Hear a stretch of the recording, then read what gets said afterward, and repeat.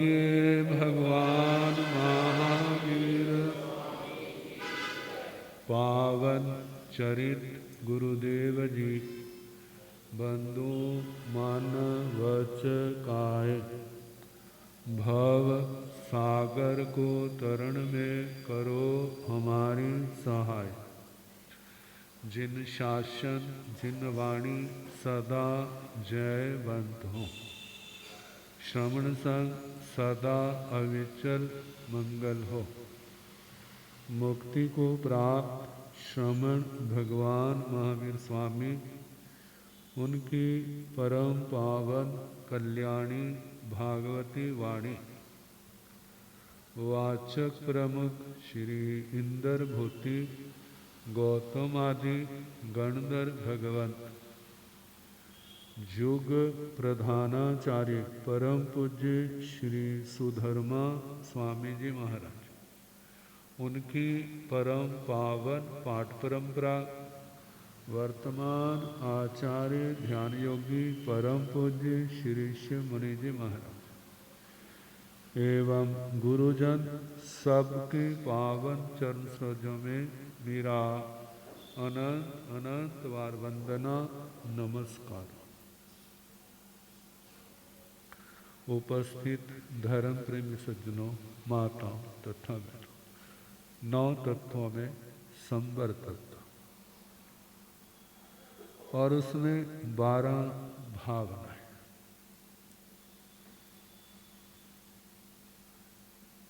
जिसमें 10वीं भावना लोक स्वरूप, ये संसार कैसा है। किसी का कुछ मानना है, किसी का कुछ मानना है, लेकिन अरिहंत परमात्मा ने अपने केवल ज्ञान केवल दर्शन के द्वारा जो उनके सामने आया वो उन्होंने बताया। दूसरे जैनेतर साहित्य जो प्राचीन है, तो वहाँ पर कई प्रकार की मान्यताएं मिलती हैं। कोई कुछ मानता है, कोई कुछ मानता है। जिसमें पुराण साहित्य अलग अलग मान्यता है,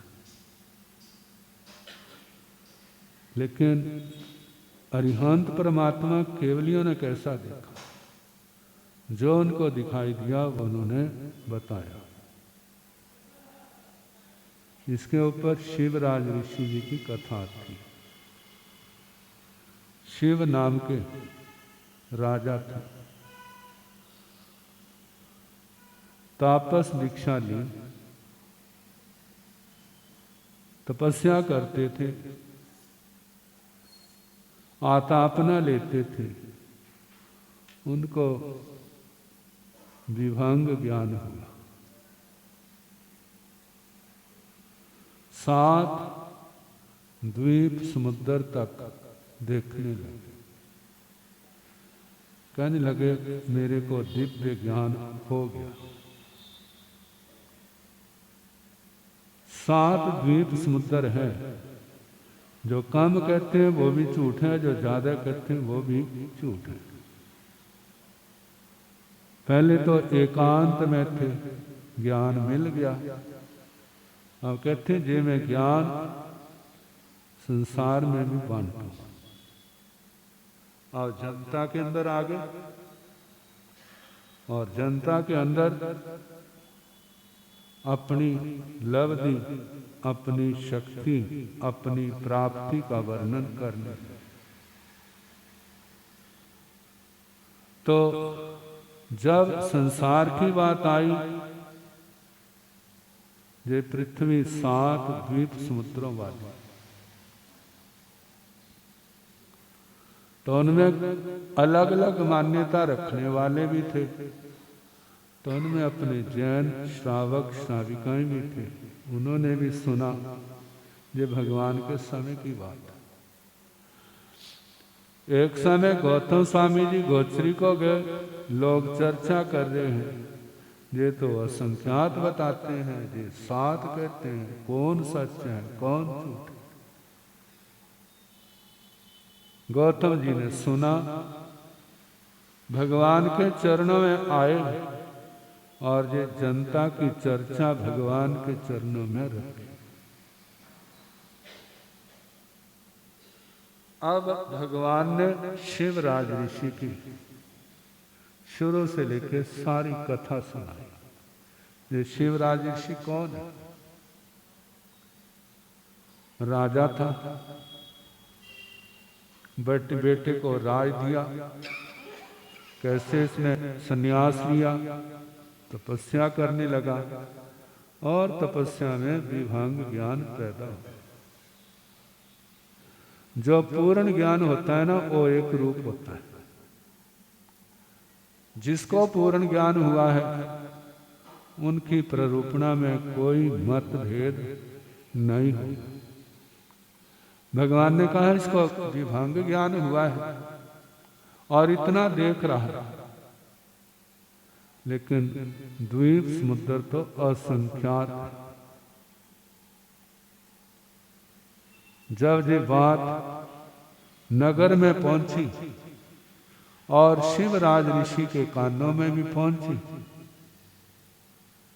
अब उसको अपने ज्ञान के प्रति संदेह आ गया। क्या जे सच है या जो भगवान महावीर स्वामी कहे वो सच है?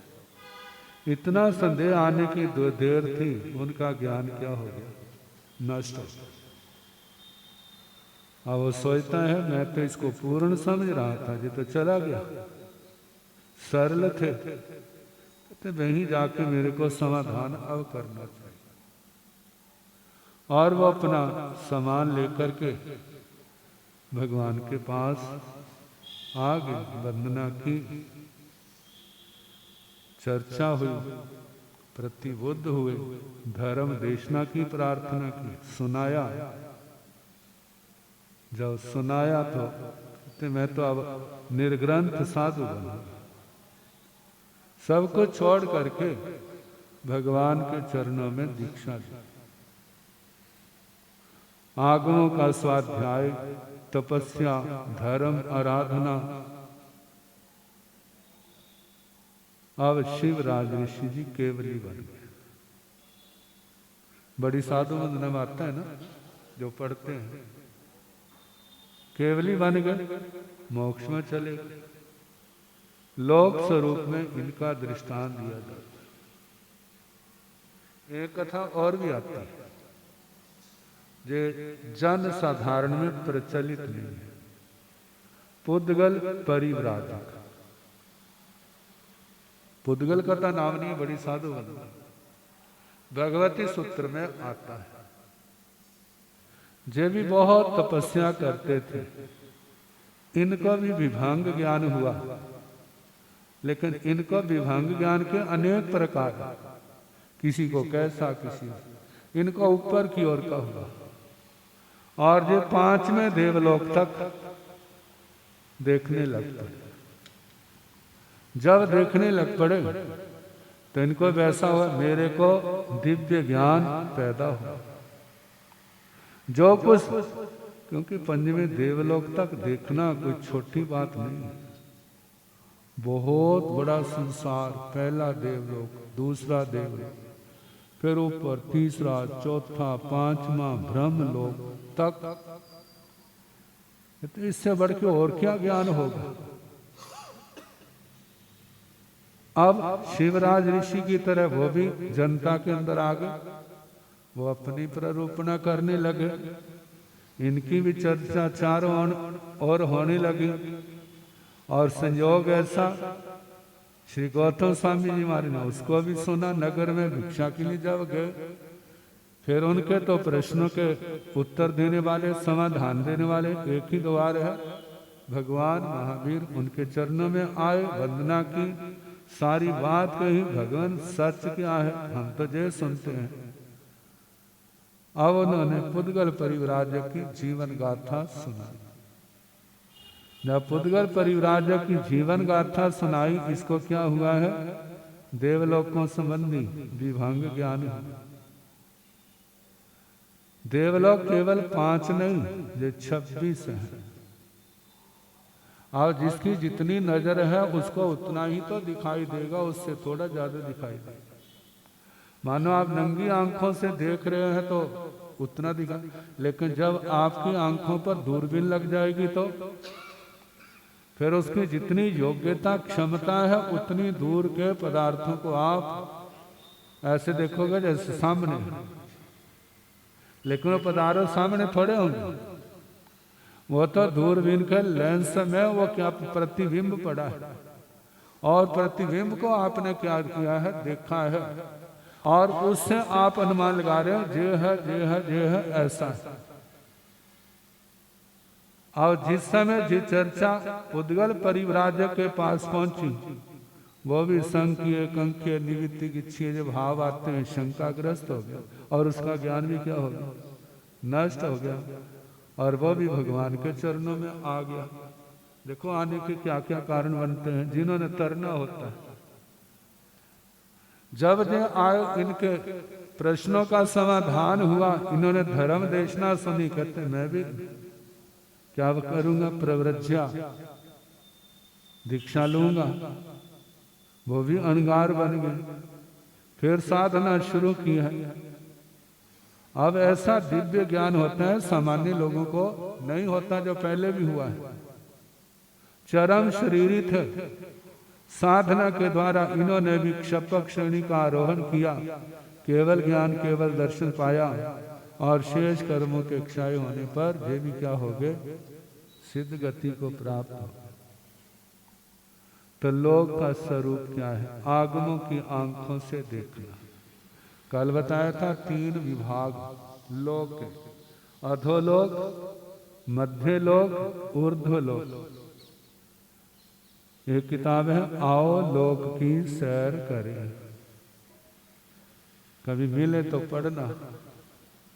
उसने सच में लोक की ही सैर कराई। जे 7 पृथ्वियां जिनके कल नरकों के नाम दिए थे, कैसे उनके अंदर आंतरे आते हैं, पाथड़े आते हैं, नरकावास आते हैं, किस नरक में कितने नरकावास हैं, कैसे कैसे नारकी रहते हैं, भवनपति देवता कहाँ रहते हैं, बाण यंत्रों का संसार कैसा है, ज्योतियों का संसार कैसा है, जे मध्य लोक कैसा है, ऊर्ध्व लोक कैसा है, मेरु पर्वत कहाँ पर है, आगमों की आंखों से देखना। वर्तमान के विज्ञान को आधार बनाओगे तो ऐसा कुछ भी आपकी नजर में नहीं आएगा। पहला देवलोक कहाँ, दूसरा कहाँ, तीसरा, चौथा, 5वां, 6ठा, 7वां, 8वां, 9वां, 10वां, 11वां, 12वां, फिर 9 ग्रीवेयक विमान, फिर 5 अनुत्तर विमान, सेंटर में, मध्य में सर्वार सिद्ध, पूर्व की ओर विजय, दक्षिण की ओर विजयंत जयंत, पश्चिम की ओर अपराजित, उत्तर की ओर, फिर 12 योजन ऊपर जाकर के सिद्ध शिला, 8 योजन मोटी, फिर नीचे ऊपर से समतल, नीचे से मोटाई घटती जाती है, 45 लाख योजन जिसका व्यास है, और किनारों के ऊपर मक्खी के पंख से भी क्या हो जाती है, बारीक हो जाती है, और उससे 1 योजन के ऊपर आलोक शुरू होता है, और उसका ऊपर का कोष, ऊपर के कोष का जो 6ठा हिस्सा है, और कैसे कैसे अवगाना के अनुसार सिद्ध परमात्मा वहां पर लोकाग्र में विराजमान, जिनका ऊपर का हिस्सा आलोक से स्पर्श करता है, लेकिन आलोक के अंदर नहीं है, लोक के अंदर सिद्ध भगवान। जय सिद्ध शिला आप देखते हैं लोक के नक्शे में जो चिन्ह है, उसको तो किनारों से लेकर किनारों तक पहुंचाया है। वहां पर लोक का व्यास 1 राज्य है। जो दिगंबर परंपरा की ओर से वो सिद्ध शिला का रूप ऐसा मानते हैं। हमारे तो श्वेतांबर परंपरा में तो 45 लाख योजन प्रमाण का है। तो हमें तो अपनी परंपरा के अनुसार मानना है, क्योंकि देखा उन्होंने नहीं, देखा उन्होंने नहीं, ये तो भगवान का है। समय काल के प्रवाह के अनुसार मत भेद आ जाते हैं। तो जो व्यक्ति जिस परंपरा में दीक्षित है उसने तो उसी परंपरा को प्रमुखता देनी है। बाकी जब भगवान के पास पहुंचेंगे, भगवान कहेंगे 45 लाख जो जन है हम होंगे वो होंगे, तो उनको 45 लाख ही माननी पड़ेगी। और यदि भगवान ने कहा वह तो एक राज्य प्रमाण है, तो फिर हमें एक राज्य माननी पड़ेगी, क्योंकि भगवान से जब समय के प्रवाह से है। लेकिन जब तक ऐसा प्रसंग नहीं आता, तो जो आगमों के अंदर धारणा आई है, गुरुओं के माध्यम से हमें प्राप्त हुई है, हमें उन्हीं को मानना है, उसी के अनुसार चलना है। अपनी श्रद्धा में प्ररूपणा में कोई अंतर नहीं डाला। तो ये सारा लोक नर नारकियों का संसार, नर कैसे नरकों में नारकी कैसे तो दुख भोगते हैं, त्रियंचों का दुख कैसा है, मनुष्यों का कैसा है, देव देवियों का सुख कैसा है। लेकिन भौतिक सुखों में कितने जीव हैं, लेकिन शांत कोई भी नहीं, सुखी कोई भी नहीं। लोग सोचते हैं दुनिया का वैभव आ जाएगा तो हम सुखी हो जाएंगे। दुनिया के वैभव से कोई समृद्ध तो हो सकता है, लेकिन सुखी नहीं हो सकता। सुखी कौन है? जिसके कषाय, जिसका मौनी कर्म हल्का है, जिसका मौनी कर्म हल्का है वह सुखी है। असाता वेदनी चाहे कितना हो, मौनी कर्म हल्का है तो सुखी है। मौनी कर्म हल्का नहीं है तो थोड़ा सा दुख भी क्या है उसको पहाड़ जैसा बन जाएगा। जिसका मौनी कर्म हल्का, देखो जिस समय धन्नाशाली भद्र का मौनी कर्म हल्का हो गया, जो सुखों के अंदर पले हुए रहने वाले कहाँ कहाँ गर्म गर्म स्थानों पर खड़े होकर के ध्यान लगाते हैं। गर्मी क्या है, सर्दी क्या है, काकंदी के धन्ना इतने सुकुमाल। लेकिन जब आत्मा जाग गई, मौनी कर्म हल्का पड़ गया, और उसके बाद कितने परिसहों को, उपसर्गों को समता से सहन करके कोई केवल ज्ञान पा करके साधक मोक्ष में चले गए, और कितने 5 नुत्तर विमानों में, कोई सरवार सिद्ध में, कोई कहीं अपनी अपनी करनी के अनुसार पहुंच गए। मौनी कर्म हल्का है तो दुख में भी सुख है, मौनी कर्म भारी है तो सुख में भी क्या है। देखो भला आपके इतने सुखों के हैं, आजकल सुखों का देखे ना तो ऐसे सुख हैं जो पुराने जमाने में राजा महाराजाओं के पास होते थे। बोलो पहले गाड़ियां किसके पास होती थी? ये तो होती नहीं थी। क्या होते थे? हाथी घोड़े रथ यही होते थे। लेकिन रथ भी कितनी की तेज चलते थे वाला, और आपकी गाड़ियां कैसी जाती हैं वाला 100 की स्पीड से 150 की, कैसे अंधाधुंध दौड़ते हैं। और पुराने जमाने में गर्मी लगती थी, लोग राजाओं के क्या पंखे झोलते थे। और तुम्हारे आज देखो वाला उनसे भी कितने आगे बढ़े हैं। और पुराने जमाने में ठंडा पानी गर्मियों में पीने का मन करे तो क्या करते? कोरा कड़ा था, जहाँ मानो हिमालय से बर्फ लाए हैं, और आपके लुधियाना में आते आते कितनी रह जाएगी वाला। लेकिन आजकल देखो वाला, जब चाहो फ्रिज तैयार है, एसी तैयार है। गर्मियों में गर्मी नहीं लगने देते, सर्दियों में सर्दी नहीं लगने देते। जब ना गर्मी लगती है ना सर्दी लगती है ना पसीना पास होता है, तो नाना प्रकार की बीमारियां क्या हो रही हैं शरीर के अंदर पैदा हो रही है। ये सारा किसका है?